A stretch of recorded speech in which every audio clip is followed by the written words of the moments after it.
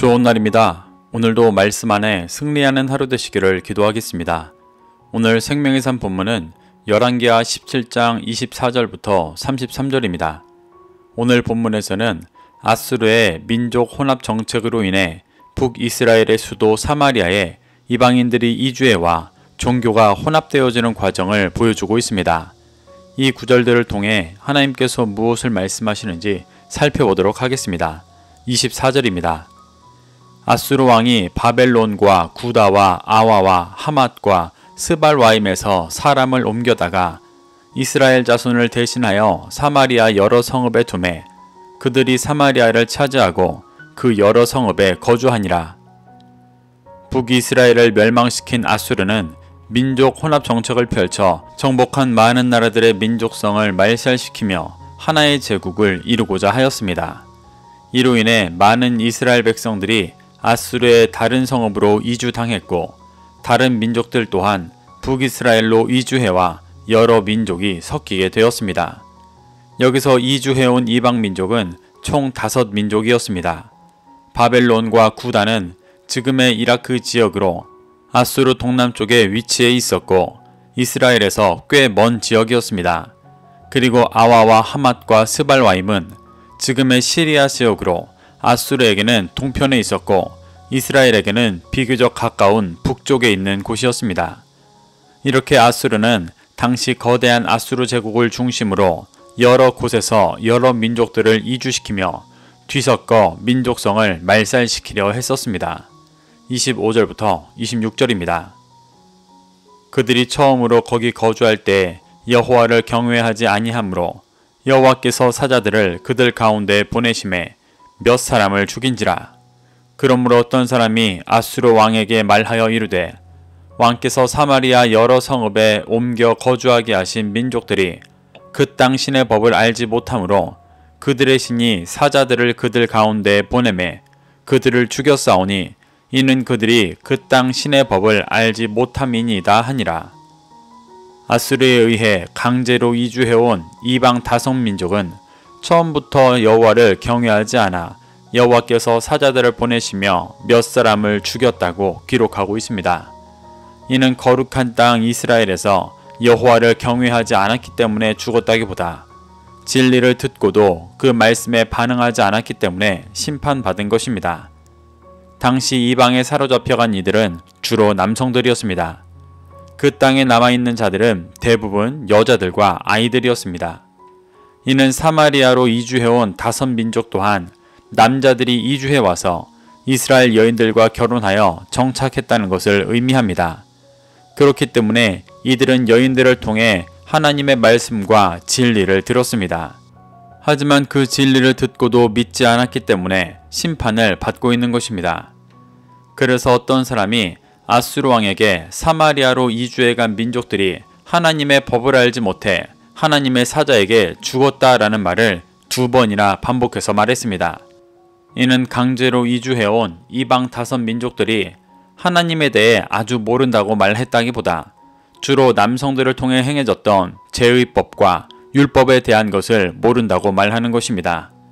이주해온 이방인들은 아내를 통해 하나님의 말씀을 듣기는 했지만 믿지 않았고 그 종교 행위를 가르치고 집전하는 이들도 없었기 때문에 더욱 하나님을 알지 못해 심판받고 있던 것입니다.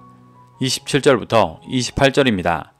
아수르 왕이 명령하여 이르되 너희는 그곳에서 사로잡아온 제사장 한 사람을 그곳으로 데려가되 그가 그곳에 가서 거주하며 그 땅 신의 법을 무리에게 가르치게 하라 하니 이에 사마리아에서 사로잡혀간 제사장 중 한 사람이 와서 베델에 살며 백성에게 어떻게 여호와 경외할지를 가르쳤더라. 사마리아에 이주해간 이방인들이 하나님의 법을 알지 못해 죽고 있다는 소식을 들은 아수르 왕은 사로잡아온 제사장 중 한 사람을 사마리아로 돌려보내게 했습니다.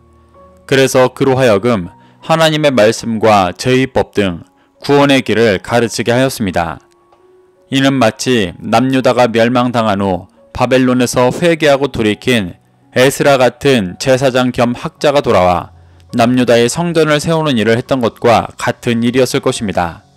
사마리아로 돌아온 제사장이 어떤 사람이고 어떤 믿음을 가지고 있었는지 정확히 기록되어 있지는 않지만 28절에서 그가 어떻게 여호와를 경외할지를 가르쳤다고 기록하고 있는 것으로 보아 그는 에스라와 같이 환난 중에 회개하고 돌이켜 말씀을 믿고 따르는 자였을 것입니다. 이것이 하나님께서 북이스라엘을 사랑하시며 회복시키시고 구원하시는 길이었습니다. 그들은 끊임없는 불순종으로 심판받았지만 하나님은 그들이 고난 속에서 진리로 회복될 수 있도록 계속해서 인도하고 계시는 것입니다. 그래서 북이스라엘에 다시 환난 중에 회개하고 돌이킨 제사장이 베델로 돌아와 어떻게 여호와를 경외할지를 가르쳤습니다. 베델은 여로보암이 금송아지 우상을 세웠던 장소로 북이스라엘의 우상 숭배의 본거지였습니다. 이로 인해 북이스라엘이 망했었는데 제사장이 그 베델로 돌아가 여호와를 경외하는 법을 가르치며 진리의 빛을 비추는 제사장 나라의 일을 회복하고 있음을 보여주고 있습니다. 29절부터 31절입니다. 그러나 각 민족이 자기 각기의 신상들을 만들어 사마리아 사람이 지은 여러 산당들에 두되 각 민족이 자기들이 거주한 성읍에서 그렇게 하여 바벨론 사람들은 숫꽃 분옷을 만들었고 굿 사람들은 네르가를 만들었고 하맛 사람들은 아시마를 만들었고 아와 사람들은 니파스와 다르닥을 만들었고 스발와임 사람들은 그 자녀를 불살라 그들의 신 아드람멜렉과 아남멜렉에게 드렸으며 회개하고 돌아온 제사장이 여호와를 경외하는 법을 가르치며 진리의 빛을 비추어 구원으로 인도했지만 다섯 이방 민족은 그 법을 온전히 믿고 따르지 않았습니다. 오히려 그들은 각기 자기의 신상을 만들어 북이스라엘 사람들이 지어오고 우상을 숭배했던 산당에 두고 섬겼습니다. 북이스라엘이 오랜 시간 우상을 섬겼던 장소가 이제 이방인들로 인해 또다시 우상을 섬기는 장소가 되어 죄에 쓴 열매를 먹고 있는 것입니다. 그곳에서 다섯 이방 민족은 각자의 신을 섬겼습니다. 그중 스발와임 사람들은 자녀를 인신제사로 드리기까지 하는 악한 우상을 섬기며 패역한 죄를 이어갔습니다. 32절부터 33절입니다. 그들이 또 여호와를 경외하여 자기 중에서 사람을 산당의 제사장으로 택하여 그 산당들에서 자기를 위하여 제사를 드리게 하니라. 이와 같이 그들이 여호와도 경외하고 또한 어디서부터 옮겨왔든지 그 민족의 풍속대로 자기의 신들도 섬겼더라. 앞서 각자의 신상들을 만들어 섬겼던 다섯 이방 민족들은 여호와를 경외하기도 했다고 기록하고 있습니다.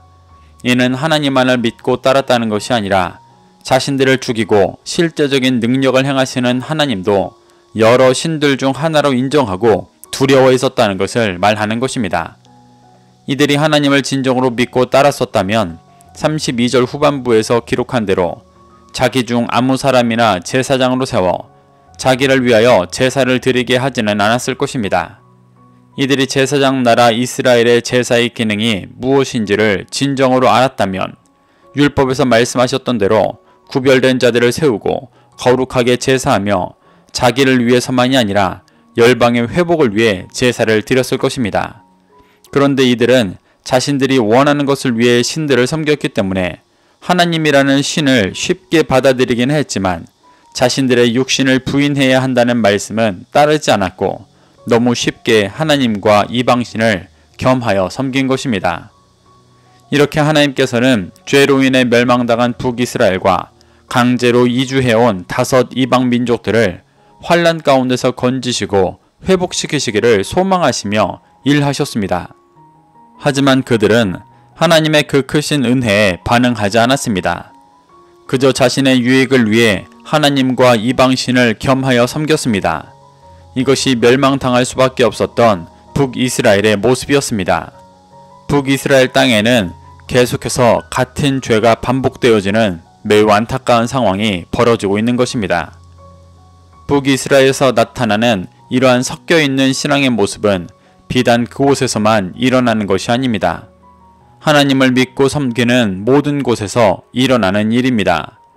우리는 대놓고 신상에 절하고 있지 않을 뿐 많은 사람들이 하나님과 세상을 겸하여 섬깁니다. 우리는 이 말씀을 통해 자신을 돌아보며 거룩한 제사장 나라로서 진리의 빛을 비추고 다시 오실 주님을 준비하고 있는지 돌아봐야 합니다. 그래서 그 외에 다른 목적으로 하나님을 섬기고 있던 모습을 보게 된다면 회개하고 돌이키게 되시기를 축복합니다. 그래서 진정한 그리스도인으로서 날마다 진리의 빛을 비추며 주님과 동행하게 되시기를 소망합니다. 오늘도 이 말씀을 심령에 새겨 승리하는 하루 되시기를 기도하겠습니다.